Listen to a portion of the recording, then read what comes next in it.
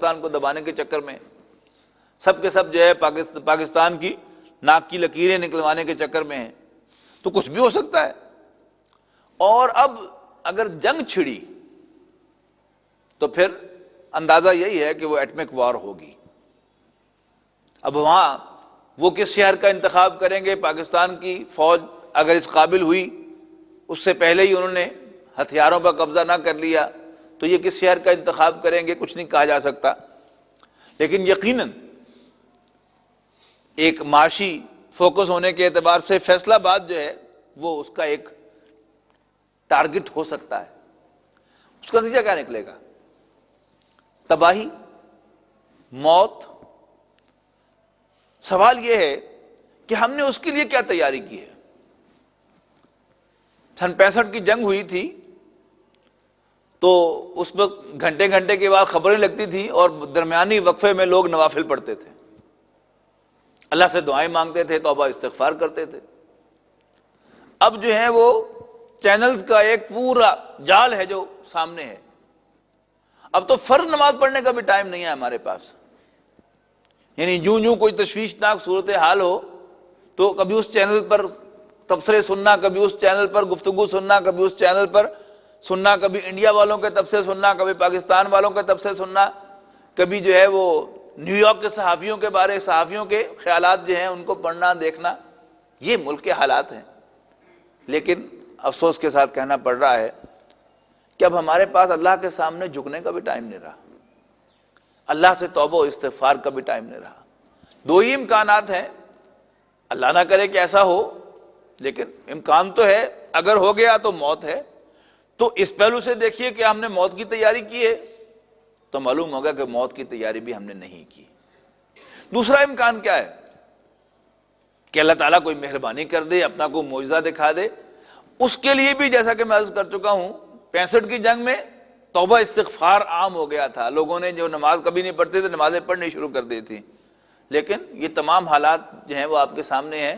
مساجد میں کوئی آبادی بڑھی،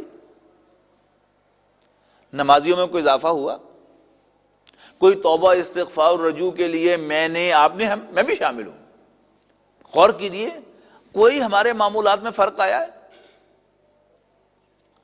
اور بلکہ پہلے تو ہوتا تھا کہ خبریں ہی سنی جاتی تھی اور آپس میں تبصرے بہت کم ہوتے تھے۔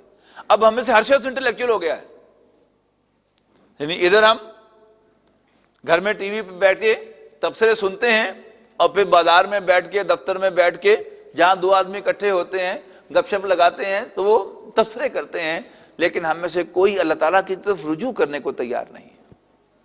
حالانکہ ضرورت اس بات کی ہے کہ ہم اللہ کی جناب میں توبہ کریں، اللہ تعالیٰ کو منا لیں، اللہ راضی ہو جائے گا۔ تو کم سے کم کیا ہوگا، اگر وہ برے حالات آ جائیں تو موت واقع ہو جائے تو کم سے کم آخرت تو سنور جائے گی۔ لیکن یہ بھی بعید نہیں ہے کہ اللہ تعالیٰ اپنی عنایات کے ساتھ پھر ہماری طرف لوٹ آئے اگر ہم توبہ کر لیں۔ انبیاء کرام کی تاریخ میں، رسولوں کے تذکروں میں، حضرت نوح، حضرت ہود، حضرت صالح، حضرت لوط، حضرت شعیب اور حضرت موسیٰ، یہ بھیجے گئے اپنی اپنی قوم کی طرف۔ حضرت موسیٰ فرعون اور آل فرعون کی طرف بھیجے گئے۔ تو ان سب کا معاملہ یہ ہوا کہ قوم نے رسول پر دست درازی کی یا دست درازی کرنے کی کوشش کی، تو اللہ تعالیٰ نے قوم کو اپنے عذاب کے ذریعے سے ہلاک کر دیا اور رسول اور جو بھی ان کے ساتھی اہل ایمان تھے ان کو نکال دیا۔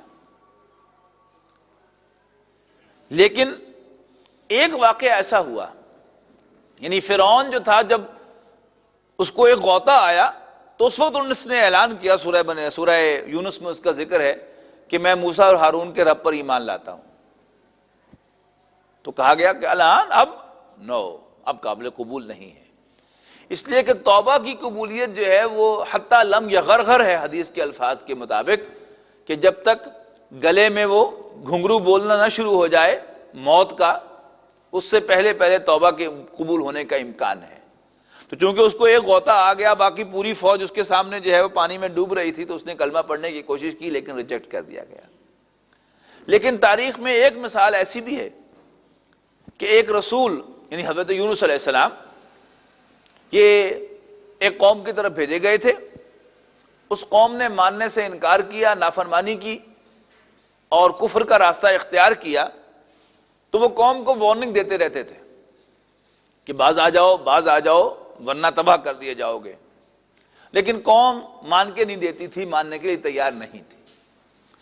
تو ایک مرتبہ انہیں غصہ آ گیا، جھجھلاہٹ کے عالم میں کہا جاؤ دفع ہو جاؤ، میں تمہیں چھوڑ کے جاتا ہوں۔ یوں ہی وہ نکلے وہاں سے تو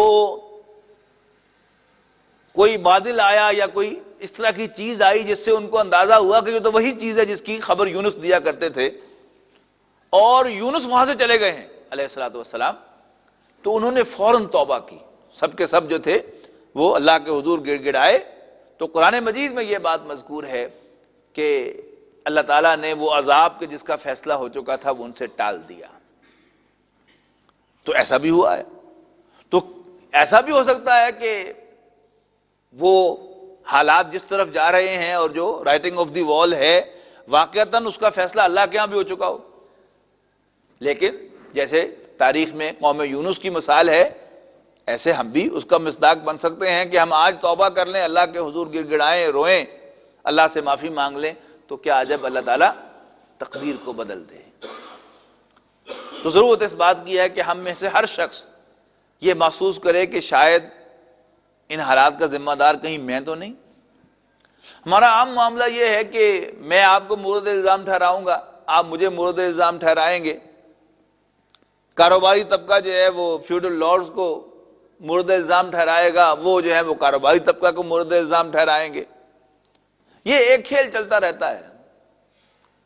یہ سٹیج ہو، اسمبلی کی سٹیج ہو یا کوئی عوامی جلسہ ہو، اس میں یہی کچھ ہوتا رہتا ہے، ایک دوسرے پر الزام تراشی، اور اپنے اندر جھانکنے کی دعوت جیسے کہ رواج ہی ختم ہو گیا۔ لیکن میں آج آپ کو دعوت دیتا ہوں، اپنے آپ کو بھی اور آپ کو بھی، کہ آئیے ہم اپنے رب کو منانے کی کوشش کریں۔ ہم میں سے ہر شخص، میں جانتا ہوں میں کیا ہوں، میرے اندر عیب کیا ہے، آپ سب جانتے ہیں انڈیویجولی کہ آپ کے اندر کیا عیب ہیں۔ پھر اجتماعی طور پر ہم بہت بڑے مجرم ہوئے ہیں کہ یہ پاکستان جس کی کشتی آج ہچکولے کھا رہی ہے اور جس کے خلاف نقشے جو ہیں وہ دنیا میں آئے دن نیا نقشہ جو ہے پیش ہوتا ہے، آج جی بلوچستان ادھر چلا گیا، آج جی فلاں ادھر چلا گیا، آج فلاں ادھر چلا گیا۔ یہ کیا ہے؟ ایک ایسا ملک کہ جو اسلام کے نام پر بنا تھا، لوگوں کی مخالفت کے رغ بنا تھا، اور اگر یہ ختم ہو گیا، فیل ہو گیا، تو اسلام کے خلاف جنگ ہنسائی ہوگی، اس کا بھی ہمیں کوئی خیال نہیں ہے۔ اور یہاں آ کر ہم نے کیا کیا ہے؟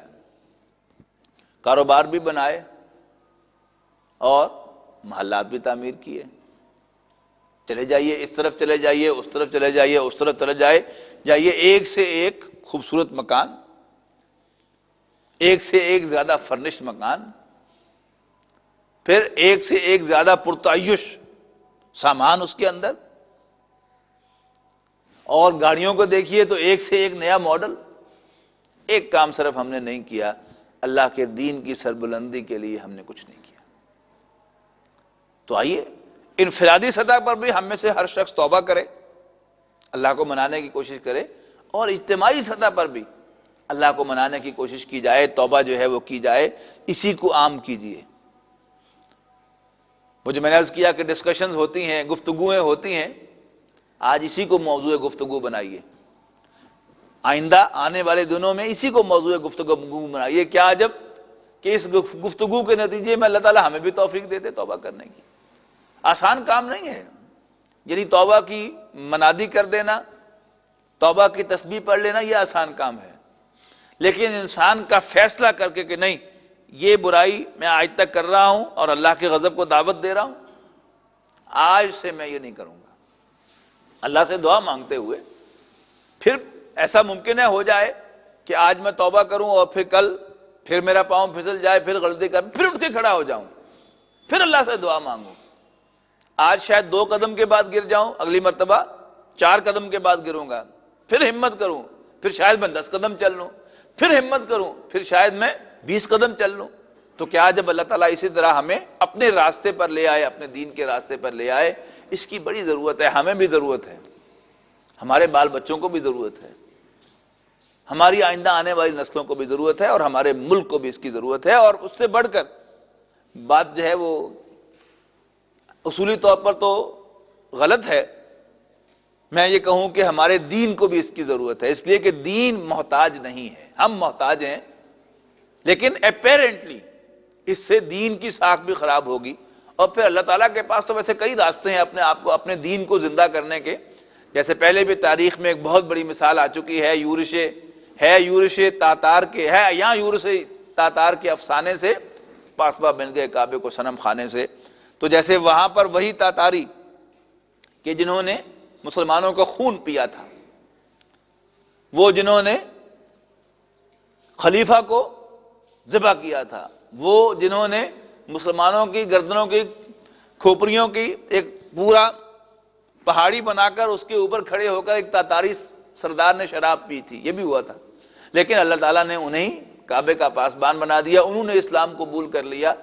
تو کیا جب اللہ تعالیٰ ہماری گوشمالی کروائے ہندوؤں کے ذریعے سے، اور پھر جیسے کہ بہت سا کام جو ہے وہاں ڈاکٹر ذاکر نے، نائک نے اور بہت سے لوگوں نے کیا ہے، اب اندر ہی اندر وہ دعوت تو گئی ہوئی ہے، لیکن ایک نفرت جو ہے اس کے نتیجے میں وہ یہ حرکت کر گزریں اور ہمارا خون پی کر اپنی جو آگ ہے وہ ایک دفعہ ٹھنڈی کر لیں، اور پھر اللہ تعالیٰ جو ہے انہی کو توفیق دے دے۔ تو اس اعتبار سے دین محتاج نہیں ہے ان دا لانگ رن، لیکن جو فرسٹ دھچکا لگے گا وہ یقیناً دین کے لیے بھی بے عزتی کا باعث ہوگا، اور ہمارے ملک کے لیے بھی خطرناک ہوگا، اور میرے لیے، آپ کے لیے، ہماری آئندہ نسلوں کے لیے وہ انتہائی مہلک ہے۔ اللہ تعالیٰ سے دعا ہے کہ اللہ تعالیٰ صحیح معنوں میں ہمیں توبہ کرنے کی توفیق عطا فرمائے۔ آخر دعوانا الحمدللہ رب العالمین۔